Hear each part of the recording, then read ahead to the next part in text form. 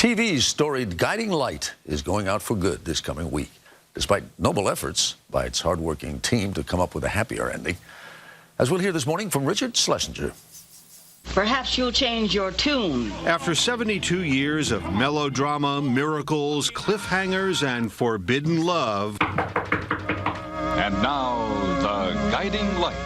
Guiding Light, the longest-running TV drama, will air its last episode this Friday. And Guiding Light isn't the first to go. Can the other soap operas survive, or will they meet the same fate as Guiding Light?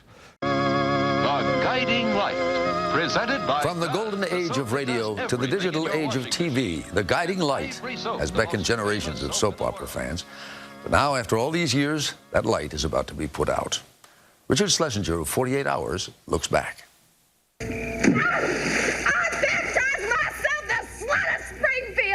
Before you mock Guiding Light, consider this. I'm very much ashamed of myself as a parent. When it debuted... What's happened is my fault. On the radio on January 25th, 1937, FDR's second term was just 5 days old, and Time magazine had just described TV as science which shows no serious signs yet of becoming an industry.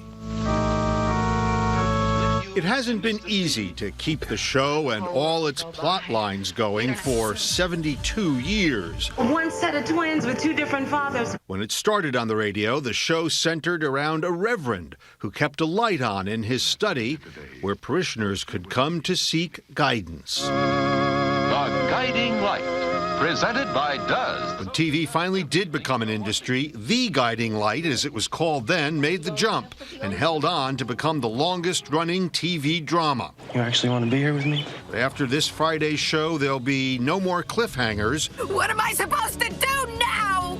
Just a cliff. The ratings fell off, and everyone knows what that means. I never should have walked away from you.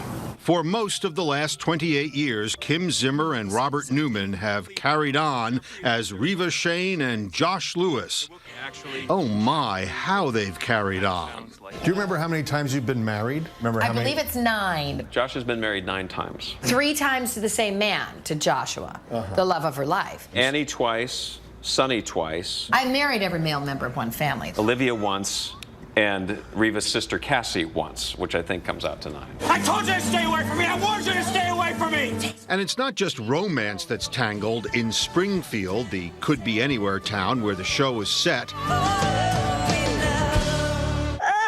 hate that name. Josh, Reva, and the others have led lives plagued by perils Pauline could never imagine. I'm his real father.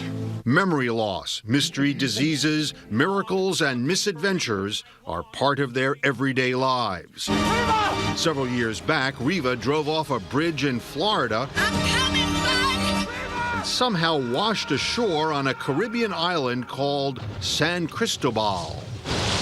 And I became the princess of San Cristobal. I married the handsome prince, and then the bad brother threw me back into the water from whence I came, and that's when I floated up to Amish country and I became Amish. I've got to get back to reality. Now, this is real, Mr. Spaulding. Despite the sometimes wacky plots, the show gave a serious boost to some actors you've heard of, including some of the first African Americans on network soaps.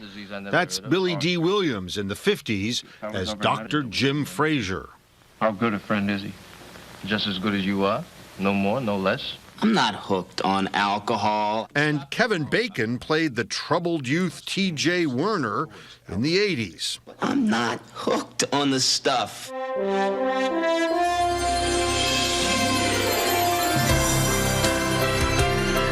By the time the show ends on Friday, the various characters will have made it through 15,762 episodes. And Audrey Thaler has seen or heard almost all of them.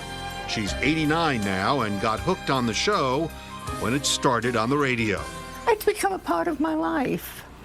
And when my children were young, they would be in the playpen watching it while I'd be ironing or doing something else. And I just became accustomed to watching it all the time. She remembers a simpler day when the raciest plot was about alcoholism.